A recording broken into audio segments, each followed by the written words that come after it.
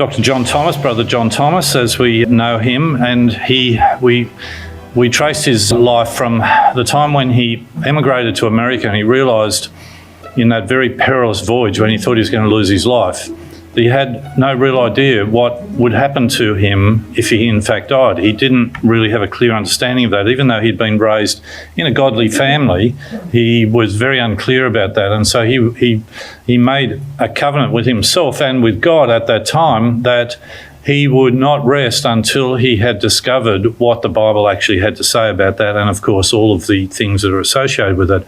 And we spent last time tracing that 14-year period of when, after he first arrived in America, until that time when he felt that he had arrived at that understanding of Bible truth. And the picture that you see there of Dr. Thomas is him at age 43, which is about the age that he was at the time that we're talking about here right now. The picture you see there is the one that's probably more well known to us all. And alarmingly for me, that's him at age 64, which is 1 year younger than I am at the moment. So, but I think it also goes to demonstrate what a hard life people had in those days, and ageing was very much a premature thing compared to what we're used to so much today. Because I look at him, and if you asked me to say how old I thought he was, I would have said in his 80s. So, but he's age 64 there. So after that 14-year period of searching, he came to the conclusion that even though he'd been baptised by someone from the Campbellite church or Campbellite religion much earlier on, he came to the conclusion that that baptism really wasn't efficacious. It had no meaning because he didn't understand anything about Bible truth at that time. And so when he was here in the New York area, he asked for a friend to baptise him again, to re-immerse him, because he now understood what he believed to be Bible truth. And he didn't want any great ceremony. He simply asked this friend to not even officiate, but simply to put him under the water. And he said to his friend, "I desire you to immerse me. All that I ask is for you to put me under the water and to pronounce the words over me. Upon confession of your faith in the things concerning the kingdom of God in the name of Jesus Christ, I baptise you into the name of the Father, Son, and Holy Spirit." That was it.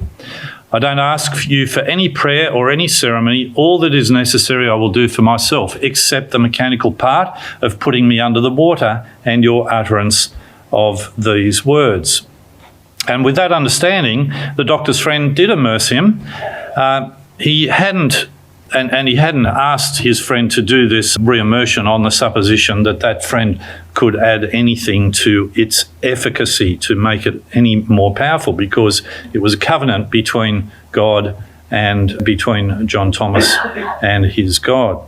And so he was able to express, he says, thus he said, "After a journey of 14 years, I had found the truth, which on the ocean I declared I would not rest until I had found, should I be permitted again to tread on terra firma. But in all this journey, I had been directed in a course very different from what I would have selected if I'd been left to map it out for myself. I'd been entangled into preaching and editing and taking part in distasteful theological controversies, which, however, in their combined influence, brought me to a knowledge of the one faith and the obedience which it demands." So this was a watershed moment in the life of Dr. Thomas, and one that directed the rest of his life. And that was, that for those that might remember, that was the ship that he sailed out on, and he nearly lost his life. It took 8 weeks for them to get in very stormy conditions from the UK to New York, and the boat was, well, not shipwrecked, but it was beached on Sable Island off Newfoundland there, and they thought that the boat might have been lost and that they would have lost their lives, because it is known as a boating graveyard because of the treacherous nature of where it lies and how easily boats could become wrecked on it. Now, immediately after this, and you may remember that Dr. Thomas at this time was also publishing a small journal, a small magazine called The Herald of the Kingdom and Age to Come. And in that magazine, which he was operating sort of from within the Campbellite circles, because he was a member of the Campbellites at this time, but there was a rift that was growing because his beliefs that he had now espoused, his beliefs that he had come to understand, were different to what were in that Campbellite movement. And he, in his little magazine, he publishes this confession, this abjuration, and this declaration in the March 1847 issue of that particular magazine. That was a turning point, because it was at this time there was already a bit of tension between him and Alexander Campbell, but this really sort of set the cat amongst the pigeons, and Alexander Campbell really got stuck into him because it was a very divergent belief and teaching that he was proclaiming now. And I guess it would be, it's understandable, because if that sort of thing happened with our own community, we would be very concerned and upset and push back against someone who was preaching something very different to our standard beliefs. And so Alexander Campbell actually, he had his own magazine, Dr. Thomas had his own magazine, and they would sort of have very, let's say, vigorous discussions or debates between them through the pages of the magazine. And Alexander Campbell referred to him as an MD, not a DD, meaning he was a doctor of medicine, not a doctor of divinity. In other words, that was a deprecating term for him. In other words, what would you know because you don't have a theological degree? Interestingly, Dr. Thomas actually rather liked that turn of phrase, and he used it for some little time afterwards. So, as I said, this was really the beginning of the end as far as their association was concerned. But funnily enough, in other Campbellite communities, he still received invitations to come and to speak to them. So it was this he was in a bit of a halfway house. So he travels at the invitation of some of the other Campbellite communities to places like Baltimore, and he's in New York, Buffalo, Rochester, and he's preaching this truth, this newfound belief as he understood it. And I should mention also that he didn't arrive at this belief just in a vacuum, in an ether. He didn't receive divine revelation. Unlike some of the other religions that were springing up at the same time, such as Mormonism, such as Seventh-day Adventism, where there were, supposedly divine revelations and dreams and things that were given to their founders, Joseph Smith for the Mormons, Ellen G. White for the Seventh-day Adventists, and so on. That's not the case, and he never, ever claimed to have any divine revelation. It was a case of lots of work and lots of sifting and lots of use of people that had gone before him. And he wasn't afraid to acknowledge when he relied on the work of others, such as, you may or may not remember that we mentioned a preacher by the name of Mr. Bichonneau last time, who he freely acknowledged that he was indebted to for his understanding of a difficult little passage in Revelation chapter 11. So Dr. Thomas didn't arrive at these beliefs through divine revelation, or indeed completely in a void, or receiving these ideas out of the ether. So I just thought I should make that point. Now, shortly after Dr. Thomas's baptism, now don't worry, I don't expect you to be able to read any of that. I can't read it from here either. But shortly after his baptism in 1846, he was encouraged by a friend in New York to give 10 lectures on, and the title of those lectures were The Deep Things of God. And he summarised the themes of his lectures. So he's really starting to put it all together. It's starting to really gel into a homogeneous set of beliefs that he could summarise here. And he summarised them in these 30 points that he then published in the Herald, relating to the nature of man, to the kingdom of God, the promises, to Christ's return, and Christ's relation to all of those things, and the millennium, and that type of thing. So it was really a summary that was put together. And this visit to New York was extremely successful, and the congregation wanted to hear a lot more, and they actually offered to employ him as their paid preacher. So this is a Campbellite community. They wanted to employ him as their paid preacher, but he refused, and his answer was, "We cannot afford to sell our independence for a mess of pottage, of course, referring back to the Esau and Jacob incident in Genesis. And that was the attitude that Brother Thomas took through his entire life. He would not be beholden to one group or another. He was happy to accept their invitations to speak if they were happy to hear what he had to say, but he would not toe the line, as it were, just to keep them happy. So, shortly after this, and having moved around the US a little, he embarks then on his first visit back to the UK, back to England, in 1848. And he goes back on this particular boat. It's called the DeWitt Clinton, and it's called a packet boat. Now, I didn't know what that was. I had to look it up. A packet boat is a very old-fashioned term, but it means it was a mid-sized sailing ship of mixed cargo and passengers. So it was sort of a bit of a all-purpose type of boat. But he has a very pleasant 3-week voyage back on this. He didn't encounter all the storms and the perils that he did on his previous journey out from England. But on this trip, he's accompanied by his 12-year-old daughter, Eusebia. So his wife, however, Ellen, is left behind. She does not travel with him. She remains back in Richmond. And we think it's probably because of her ill health. And the details are a little bit sketchy, but by digging into the records, it's believed that Sister Ellen, suffered from tuberculosis, and that she had pretty poor health and was not up to travelling with him. So she stayed put in Richmond in America, which was... He divides his time between New York and Richmond. Both of them were very much bases for him. That'll become important as we move through a little bit further. Anyway, Eusebia, his daughter, travels with him, and we're indebted to her for keeping some diaries and things of their travels in the UK, and that's how we know some of the information about what took place.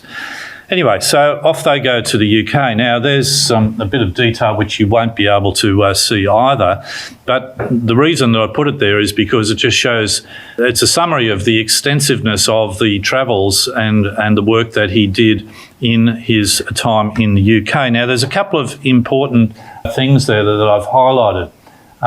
Those at the front with good eyesight may be able to read some of it, but so these little symbols are just highlighting some of the important events.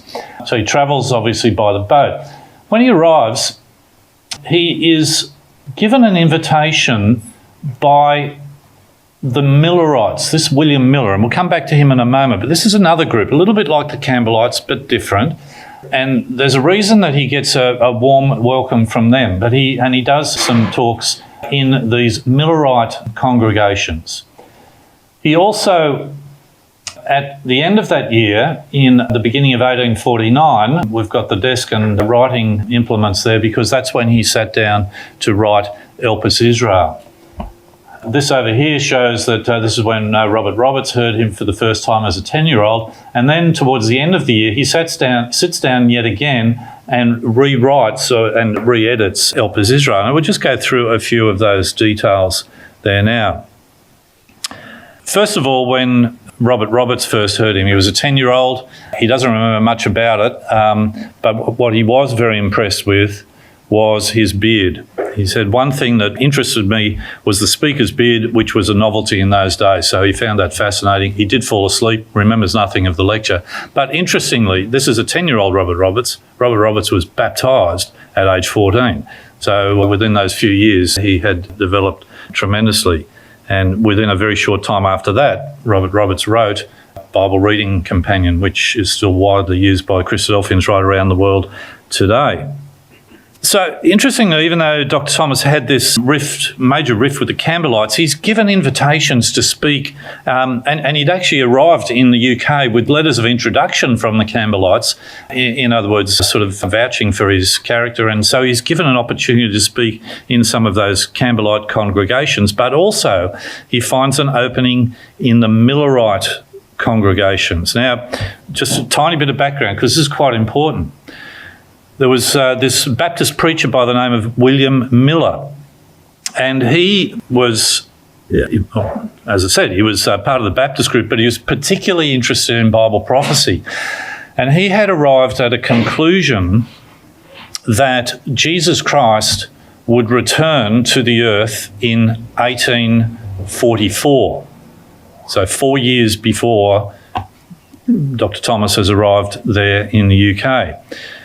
And he had some big congregations, a lot of following. He arrived at that conclusion from his understanding of Daniel chapter 8 and verse 14, the 2,300 days from, the time when Artaxerxes gave the command to rebuild Jerusalem. And he arrived at that date of 1844.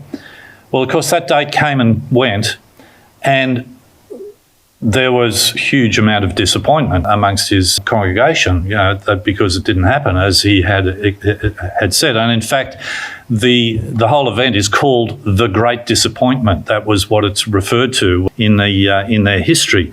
And so there were a lot of these Millerites were very disillusioned. Some left the whole community and the faith. Others had hung around. But when they heard what Dr. Thomas had to say, they gave him an invitation. When they heard what he had to say and his understanding of what the Bible spoke about and Bible prophecy and so on, they were rapt, because they were ripe for hearing Bible truth, and they had been extremely disappointed by what had happened within the Millerite community. And so it says there at the bottom of the screen, as Robert Roberts records in his biography of Dr. Thomas. You've probably all read it there already, so I won't read it in full, but it just indicates that these doors were opened to Dr. Thomas to be able to spread his understanding of Bible truth, and to lay out that testimony before them all.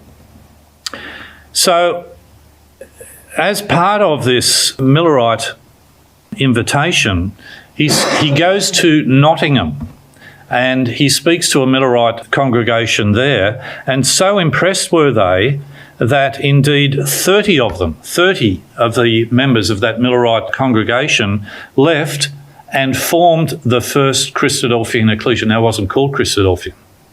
That name doesn't come for about another 16 years. But it was the first congregation of believers of essentially Christadelphian faith, but not under that name. So it wasn't until the 1870s that Birmingham became a bigger centre for Christadelphians than was Nottingham. So for for a decade or two, Nottingham was actually where the focus of Christadelphian activity was, but as I said, not under that name. Now, the Millerites were very keen to hear him, and as part of that, it was organised for him to give a series of lectures in other parts of the UK. And in particular, this is where the first real success took place. It was in Glasgow, in Scotland, obviously. There were 4 lectures that were given at the Glasgow City Hall, as you can see over there on the right, and there were 5,000 people at each of those lectures, which is incredible. 5,000, can you imagine that, getting 5,000 people along to some sort of preaching active? But that was the age in which they lived. I mean, they couldn't sit at home and dial up Netflix or something like that. They went out to community events. They went to public lectures. That was their entertainment for some people, but it was a serious endeavour, of course, for them as well. And so impressed were they, and the other one just shows another place that he gave some of those lectures as well. But so impressed were they that they were sort of clamouring for him to write these things down in a book form, because there were no recordings, there were no videos, there were no DVDs, and they couldn't retain it all. They wanted something in a written form that they could reference back to. And this sowed the seed for the idea of Elpis Israel, which would come shortly after. Now, after this preaching to up in Scotland, he was absolutely exhausted, and so he went for a short vacation to this little island, the Isle of Islay, which is over on that sort of western coast. This is, for reference, this is Northern Ireland down here. And I've just circled that there. That's Mulligan. It's just that's that part of Scotland which you might have heard of, just to give a little bit of geographic context. Anyway, he recuperates for a little bit here with his daughter, and then they go off again. They head past Glasgow, and they head across to Edinburgh, which is over here. And again, there's a huge amount of interest in Edinburgh. He goes to Waterloo Place and he gives 10 lectures there. Today it's still there. It's a travel lodge, but that's where he gave his lectures there in Edinburgh. And there were big audiences, really big audiences. I haven't got the figure in front of me, but again, a request for a book was written. A request for a written book was made, and the people that were enthusiastic were prepared to actually organise subscriptions for the writing of the book, because it was an expensive endeavour. And Dr. Thomas did not have the wherewithal to be able to, cough up the funds. A couple of $1,000, I think it was in those days, which is, make the extrapolation to what it would be today. And he simply didn't have that. So it was a very common way of publishing books in those days, was to say, I'm going to publish a book on this subject. You've asked for it. Please provide subscriptions so that we can then actually print the book and distribute it.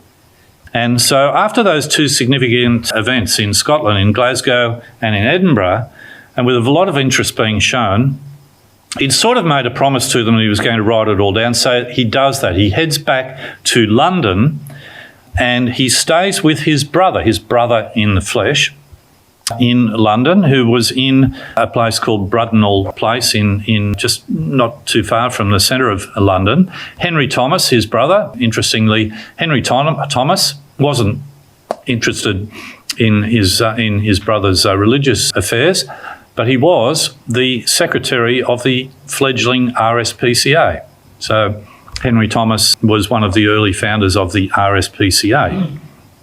Now, the original house that Henry Thomas owned and lived in, and that Dr. Thomas came and stayed in, was in this particular street. The house itself has been demolished, but a little further down the street are these terraces, which are apparently identical to the terrace that Henry Thomas owned. And this is where, so picture that, but a little further down the road, this is where Dr. Thomas sat down, and over a period of months he wrote Elpis Israel in early 1849. And so I'll just read this because I think it's a pretty impressive little quote that many of you will be familiar with. He says, by the beginning of the new year, I was enabled to commence the composition of Elpis Israel. I did not allow the grass to grow, but worked while it was called today, and much of the night also. For 6 weeks, the world without was a mere blank, except through a daily perusal of the London Times. For during that period, I had no use for hat, boots, or shoes, oscillating, as it were, like a pendulum between 2 points, the couch above and the desk beneath, whichever might have been his equivalent window. In about 4 months, the manuscript was completed. So, pretty amazing accomplishment, isn't it, brothers and sisters?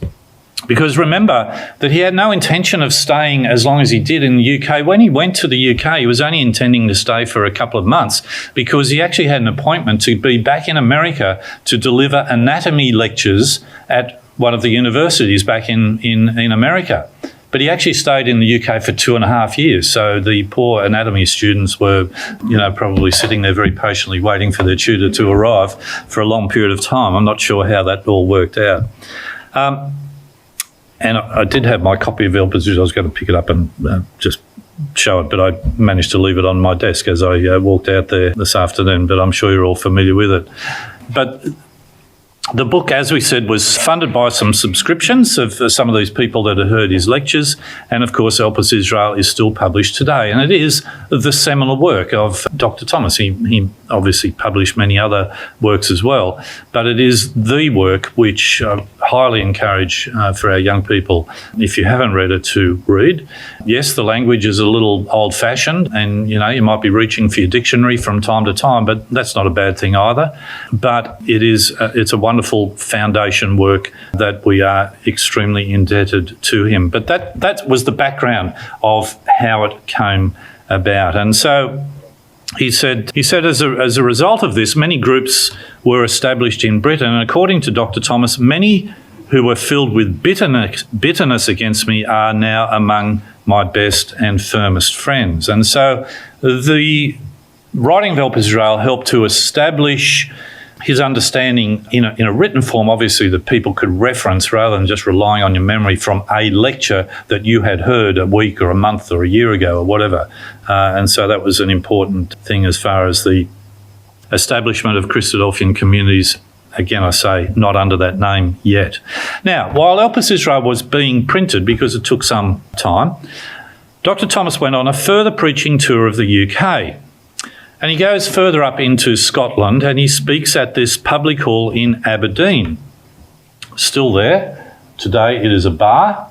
If you're planning on visiting it, just be aware that TripAdvisor only gives it a 1-star rating.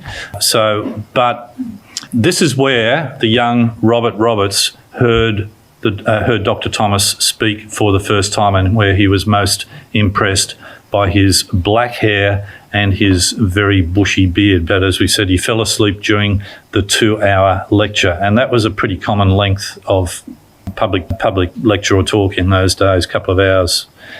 So this map just shows the preaching travels of Dr. Thomas during this period, when in and around when he was writing Israel. And you can see down the bottom here, it shows that the ones with the dot were Campbellite meetings, the one with the diamond were Millerite meetings. And so he moved right through England and Scotland, speaking so many times during that period of time, and it was absolutely exhausting for him. And then later in 1850, he returns to America, where on the travels back, he was employed as the ship's surgeon, and hence he was able to finance his passage. So, as still often happens today, if you have some particular expertise, you can get free passage as long as you're prepared to exercise your particular profession or expertise on board that boat if it is of use to them. So he goes back to Richmond, which is where, of course, his wife Ellen had been for the last 2.5 years. He gets very unwell when he gets back there. He's absolutely exhausted after all of his travels. But then in 1852, he moves back to New York, and he has a little community there, but there are only 6 members in the New York community at that time. But within a short space of time, and with the publication of Elpis Israel and the growth there, within a very short space of time, there are over 50 members. And they met in this particular building, the Cooper Union Foundation building in New York, in Manhattan. But it was just a base, really, because for this next 10-year period, he followed a pattern of speaking and preaching and travel. Now, this is quite a famous building in New York. I think, yes, this shows it. It's right here in Manhattan, in the middle of Manhattan. This is the inside of the building. It was a very impressive building, and apparently it was almost a brand new building when they were meeting there in the 1850s, and it was the very first steel structure. What would you call it? Steel. I've got the terminology here. Can't think of it.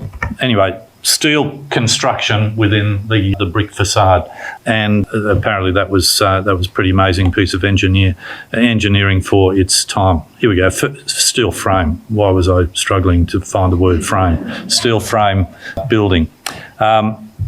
So anyway, this is where the New York ecclesia met and grew.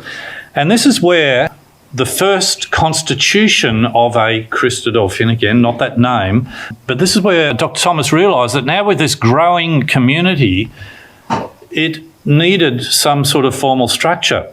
And so he sets about writing this particular document and at the time it was termed, the community that he had gathered around him was termed not Thomasites. He was very, very determined for it not to be called that. It's called the Royal Association. I think I've got a closer one there. The Royal Association of Believers of New York. Now, this is actually Dr. Thomas's handwritten version thereof. And it's pretty interesting to see. And it's like a statement of faith and a constitution, ecclesial constitution, all wrapped up into one. And some of you may remember a couple of years ago I gave a little presentation on some of this. But it's interesting to see here, it's worth noting at the bottom there, which I've just highlighted, and you can be assured that that's not on the original document. I didn't highlight it on the original document, it's just done on the slide there. And it says, where are we? Seeing then that it is fit that a society or association of whatever kind should have a designation, and deprecating strongly the imposition of a name by which we should be characterised as the adherents of any person, however esteemed, we agree that the title of our confederacy shall express the great subject matter of the gospel, that is, royalty.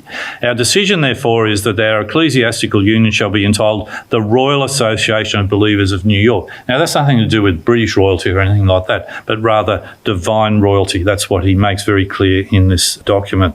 And in that footnote, he leaves he references 1 Peter, and he leaves no doubt about what he believed as far as the covenants to the fathers, the hope of Israel, the coming kingdom, relationship between the Father and the Son, between Christ and his brethren, all that sort of thing. A very recognisable document to us. And that document is still held, the original one is held there in the Christadelphian office, and Brother Roger was very kind to show that to us when we were there a couple of years ago. I found that pretty interesting. So, what about Dr. Thomas's travels? Well, much of his travels, remember we're in America, we've left the UK, we're back in America. Much of his travels were by train, which was just becoming really well established at this time. This is the golden age of the steam engine, as it were. The train network was becoming established throughout America, but it wasn't romantic, it wasn't comfortable. In fact, it was downright miserable. In the 1850s, train travel was stifling in the summer. It was freezing in the winter. Top speed of that train, looks as though it's roaring along there, doesn't it? Top speed, 20 kilometres an hour. It was bumpy, it was smelly, it was uncomfortable. You were sitting on a wooden bench for hour after hour. There were no sleeper cars. There were spittoons in the middle of the carriage, a lot of spit on the floor from those that had missed the spittoon. You couldn't open the windows because of the belching smoke coming out of the engine. There were embers that would come in from the smokestack. If you were a person of colour, you were relegated to the mail car at the back, or for some other second-class type of carriage. Train stations didn't have any eateries. There were no food outlets at them. And if you were lucky enough to have some sort of lavatory on board, it was simply a hole in the floor, and you would see the whizzing, or not so whizzing, the 20 kilometre an hour rails going by underneath you. So just that was what Dr. Thomas did, and the paddle steamers were not that much better either. He travelled thousands and thousands of miles doing that. As part of his travels, a couple of just little things of interest perhaps here. This is in Toronto. He travelled to Toronto in Canada, in the St. Lawrence Hall, and that hall is still there today. And they actually did it up again. This is exactly how it would have looked when Dr. Thomas delivered his lectures inside that hall in Toronto back in the 1850s. He also preached at the Temperance Hall, which was there. It's now been demolished. It's on that corner there. As a bunch of shops there, but things like that. Now, one of the other things that happened during this time was that in 1857, one of the New York Brethren was somewhat concerned. He wanted to understand the Godhead and the relationship of believers with Christ and God and so on, and he wanted a better understanding of it. He was a kindly brother. He wasn't antagonistic, but this prompted Dr. Thomas to write the book Phanerosis, which simply means the revealing of something that was previously hidden. And it's a subject of God manifestation. And this is another area where our understanding of this is so different to most of the churches out there, the Protestant or Catholic churches, for example. And if you're ever tempted to think, well, what's so different about Christadelphians? Works like this and our understanding of God manifestation, we're poles apart from those other entities. So here's a summary of his travels during that 10-year period. Between 1851 and 1861, he travelled about 20,000 miles by foot, by steam engine and by paddle steamer. 20,000 miles for the younger ones, about 33,000 kilometres.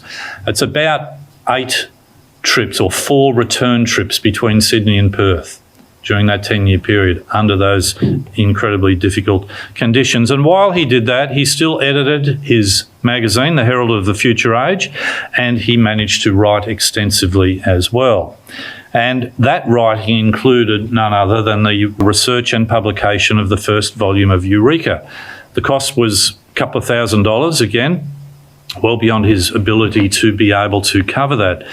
And the subscription method of raising funds wasn't going that well for this, and so there was a very benevolent brother over near, and I'll just flick back to this here, over here in Ogle. He travelled, this was an area where he'd had a farm, you might remember from our talk last time, he'd had a farm over here at one stage, didn't do very well with the farming, and he retreated back to Richmond. But there was this brother Kaufman over here who was quite benevolent, and he actually provided the funds, hoping that he might be able to recoup his costs at some point in the future.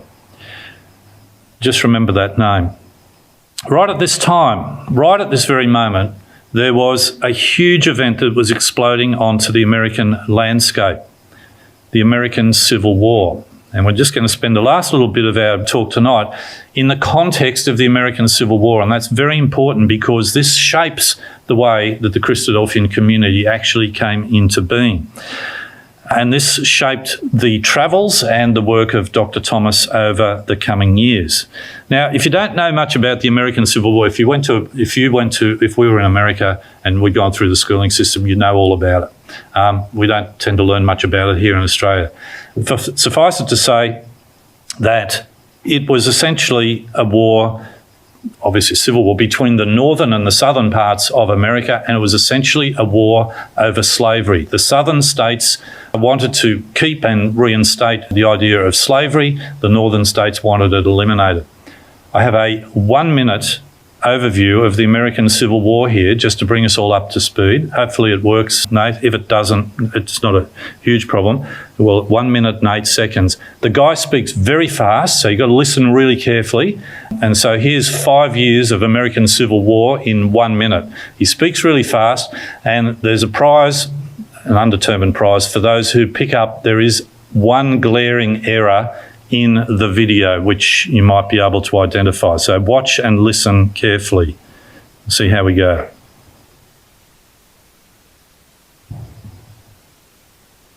South Carolina seceded from the United States of America on December 20th, 1860 due to the election of perceived anti-slavery Republican candidate Abraham Lincoln. It was followed by 10 other states who would form the Confederate States of America, with Jefferson Davis as their first and only president. War between the states began after a Union base was attacked by Confederate troops off the coast of Charleston. The Confederates would see initial success due in large to the skilled leadership of Generals Stonewall Jackson and Robert E. Lee, and the comparatively less competent leadership of Union Generals Winfield Scott and George McClellan. The tide of the war began to turn after Lee's forces were defeated by General George Meade in the Battle of Gettysburg. General Ulysses S. Grant, who saw early success on the western front of the war, would eventually replace Meade and counter Lee's forces in the very bloody Overland Campaign, and eventually besiege them in the city of Petersburg, outside of the southern capital Richmond. After taking Atlanta, General William T. Sherman marched to the sea, on his way ravaging southern infrastructure in an effort to cripple their economy. Lee would eventually surrender to Grant at Appomattox Courthouse. Several days later, Lincoln was shot and killed by Southern sympathizer John Wilkes Booth, and almost 2 weeks after that, Joseph E. Johnston surrendered the majority of the remaining Confederate troops to William T. Sherman, essentially ending the war.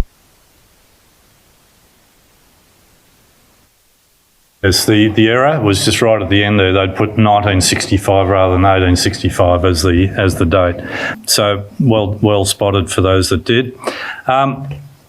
So essentially, it was, as we said, it was a war between the northern and the southern states. Now, the importance of that we'll come to in just a second, because the division meant that the two major centres that the Brother Thomas was involved with, New York and Richmond, were on the opposite sides of that civil war. Right, so New York being in the north, or the Union states, and Richmond was the capital of the Confederate states in the south. So just park that one for a moment. So while the Civil War made things quite difficult for Dr. Thomas, and so he decides that movement around America was difficult to do his preaching, so he returns to he returns to the UK. And this now is at the invitation of Brother Robert Roberts, who has never met Dr. Thomas. He's very keen to meet him, but he's also somewhat nervous about meeting him because he's only ever known him through his writings. And his writings are robust and vigorous, and he speaks about that here. And this is what Brother Roberts says. He says, when he meets him, he says, "It's impossible to exaggerate the charm of Dr. Thomas's company under our own roof, though it was but a lodging house roof. He was a totally different man from what his writings prepared us to expect. These writings were so pungent, so vigorous, so satirical, and had such a sledgehammer force of argument and denunciation that we looked for a regular Boanerges, a thunder dealer, a man not only of robust intellect but of combative, energetic, self-assertive turn, whose converse would be largely spiced with explosive vocables. Instead of this, he was quiet, gentle, courteous, well-mannered, modest, absolutely devoid of affectation or trace of self-importance. His calm, lofty, cordial reverence for the Scriptures was very edifying to us after several weary years of contact with drivellers and blasphemers, and his interest in all circumstances, etc., etc." And then just coming down a little bit, he said, "It was so gratifying and so strengthening to have his fireside answers to the various scriptural questions we had to propound. Let me see," he would say, "where is that passage?" and would turn it up and then proceed in his dignified and incisive way to open up to us the Scriptures. So I thought that was just an interesting summary of what Robert Roberts expected and what he found when he met him. Now, as part of this tour also, he travels down to Mumbles in Wales. Now, some of these lovely people would be well known to you, and these lovely people also, they meet at the Mumbles Ecclesia there. And the reason that I put that up there for John and Pete Owen and their families is and that's the ecclesial hall there at Mumbles in South Wales. And the reason that that's really interesting is because when Dr. Thomas preached in that actual hall in 1862, so taken was the minister, the Baptist minister, and the congregation, that the whole congregation actually turned to become Christadelphians, but again, not under that name, and so were converted to become part of the community that Brother Thomas was founding in the UK. And many of his copies of Elpis Israel found their way to the Mumbles Ecclesial Hall there. And there it is. It was only quite a new hall. It was, as it says down the bottom, it was built about 1850. That's the hall right there, okay? And there's an old castle up there on the hill, which is still, well, of course it's still there. But that's the longest continuous meeting of Christadelphians in the world, I would believe, and still in that same hall. Somewhat sadly, I think about 10 or 20 years ago, they remodelled the front of the hall. So the old lectern and everything that Dr. Thomas actually spoke from is not there anymore. It was remodelled back in 2002 or something like that. So anyway, after all of that, and these communities are really becoming quite well established there now. On return to America in 1863, the American Civil War is in full swing. You can see there what's called the Mason-Dixon line, which was the division between North and South, and then the Ohio River, which essentially demarcates the difference between the northern and the southern states. These guys wanted to keep slavery. These guys didn't, and it was more complex than that. But that's the short version of what the American Civil War was about. Now, interestingly, Dr. Thomas didn't seem to be too phased at all about moving between North and South at this time. He was just going to do his work, and the perils, well, he would just endure those as he did. But he was also prepared to do a little bit like what the Apostle Paul did, and that was when he used his Roman citizenship card. The doctor was also prepared to do that because he was able to get letters of introduction from people high up in the military on both sides of both North and South. And so he gets this letter that helps him to get through the lines, and where the doctor is described as a gentleman in every respect. That was from the Union, one of the Union leaders. And then in the South, when he moves down into the Richmond area and beyond, there was a brother, Christadelphian brother by the name of Brother Magruder. Well, he had a brother in the flesh who was this General John Magruder, who provided a letter of passage, a letter of introduction for Dr. Thomas to be able to move through the Confederate lines, and so I just find that really fascinating that he was just so driven by the need to do his preaching and also his pastoral care for these little communities that he had established, that he was able to just work his way through those. And so here he is. This just shows the where he's moving through the Confederate lines there. I think it was in 1863.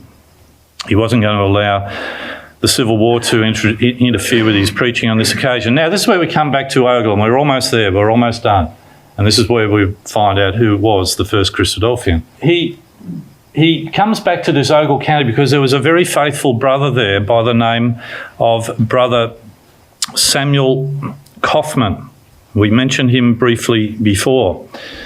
And by this stage, conscription was being introduced, conscription to military service, because the war was hard and long for both sides, and conscription first took place in the south in 1862 and then here in the north in 1863. Now, there were a few ways you could avoid subscription, all right? A little bit different to how it has been in our country. If you didn't want to be conscripted to the army, you could actually pay someone else to serve on your behalf. That was one way. So if you had the funds, you could actually pay for someone who was prepared to serve in the army and they took your place. Or you could pay $300, which is the equivalent of about 12,000 Aussie dollars today, and that gave you exemption from serving. But there were no exemptions on conscientious grounds. Conscientious objection was not a thing. In those days, at that time, the Quakers were the only known group who had a religious conscience, and initially, that is to serving in the military, and initially there was no accommodation for them. Now you might be thinking, what about the Jehovah's Witnesses? The Jehovah's Witnesses, who are also conscientious objectors, and Christadelphians and Jehovah's Witnesses had been detained in World War I, World War II, etc., in Australia and other places. The Jehovah's Witnesses didn't exist then. They were not formed as a community until the 1870s, so a little time after the end of the American Civil War. So the initial draft laws did not make provision for conscientious objection, but there were some subsequent amendments that did allow for it, but you couldn't object as an individual. It was only a religious organisation. You had to have a bona fide religious organisation, and if you were a bona fide member of that organisation, you could then apply for grounds of conscientious objection.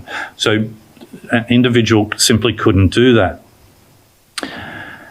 And what happened was that there was, as Brother Thomas arrives at the Kaufman's farm, they're very concerned because a draft had gone out. There was a local draft for them that affected them, and he and his house, there were many of his family and some of his workers and servants and so on were also baptised members at that time.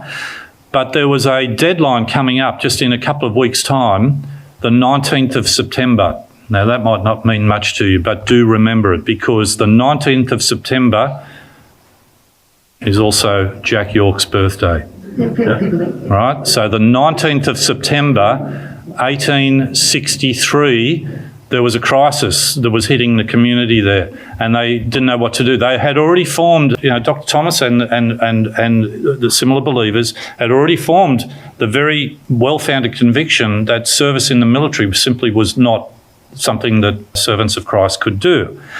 And so Dr. Thomas, one night while he is resident there at the Ogles farm, this is the cottage as it's been remodelled to that. This is an old cottage. I could not verify. There's a brother who has also done a lot of research on this, and he had these photos of what he believed was the actual farmhouse that Brother Thomas would have stayed in. I couldn't verify that. So, and I'm not saying it's wrong. I didn't have a chance to be able to verify that.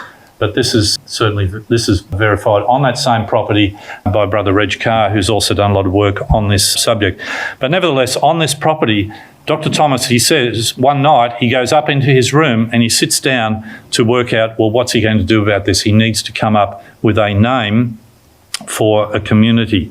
And so he says, he writes down, he contemplates the problem while he's staying overnight with the Kaufmans, and this is where he settled on the name Christadelphian. He says, there was a denomination not known to the ignorance of legislative wisdom. It was relatively very small, but nevertheless a denomination and a name contrary to and distinct from all others upon the earth. It would be necessary to give the name a denominational appellation, that being so denominated they might have the wherewith to answer the inquisitors, in other words, to apply for exemption.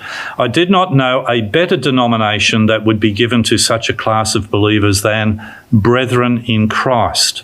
This declares the true status, and as officials prefer words to phrases, the same fact is expressed by the word Christadelphians, or Christ's brethren.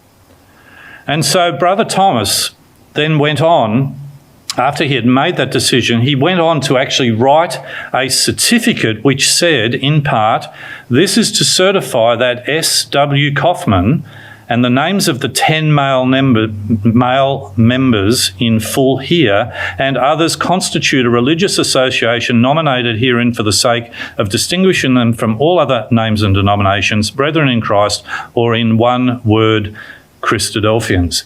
That's exactly how it was published in the Ambassador of the Coming Age, which Brother Roberts had just started up at that stage. That's for another time. Nowhere do we actually learn of those other 9 brethren.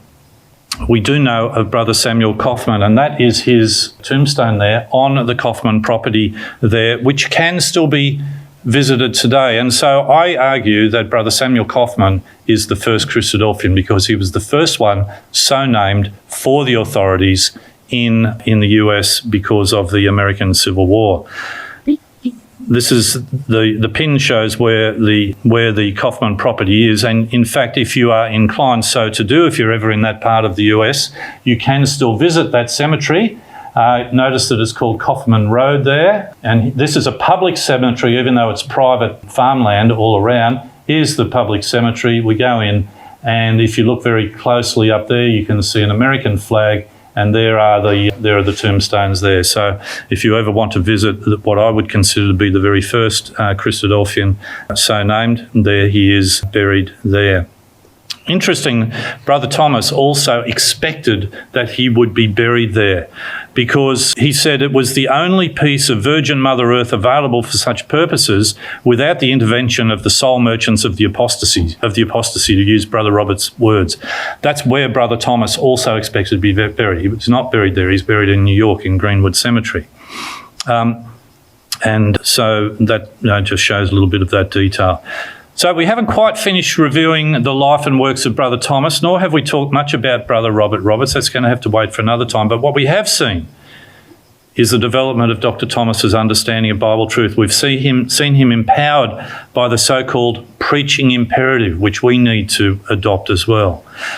We've seen that he wouldn't sell his soul for a mess of pottage. We've seen him travel tirelessly under incredibly difficult and dangerous circumstances in the middle of a civil war to establish little communities of believers throughout the US and the UK. We've seen him formalise the first ecclesial constitution and statement of faith, all wrapped into one, in that document that we saw for the New York meeting. And we've seen him respond to pressing circumstances in the American Civil War to formalise the name Christadelphian, for the main reason of identifying Brother Samuel Kaufman and 9 others as belonging to a community called the Christadelphians.